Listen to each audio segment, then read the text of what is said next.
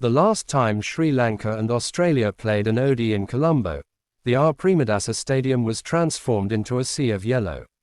It was the day and night Sri Lankan fans from around the country came together and showed the gratitude collectively to the Australian team for being here to provide some relief from the desperate economic crisis that had crippled the country.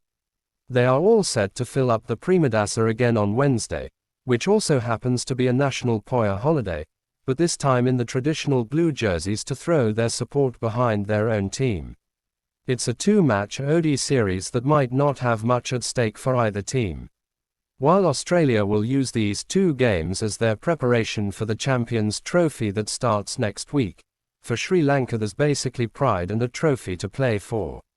Especially after the Test team proved to be a massive disappointment in Galle over the last 2 weeks.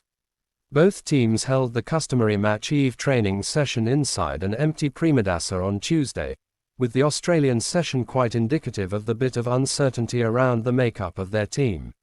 Not for this series but also the Champions Trophy, with the 4 late withdrawals having impacted the core of their otherwise settled team quite a bit.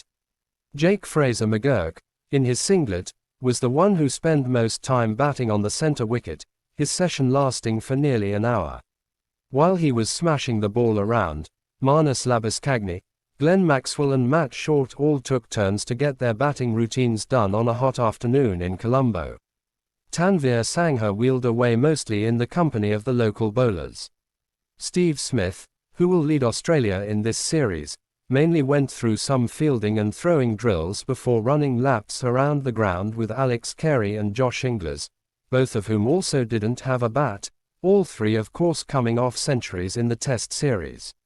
Smith was also not clear about the makeup of his team when asked about it, as Australia tried to get closer to their preferred playing 11 for the Champions Trophy, the official squad for which will be announced by the time the first ODI kicks off on Wednesday morning.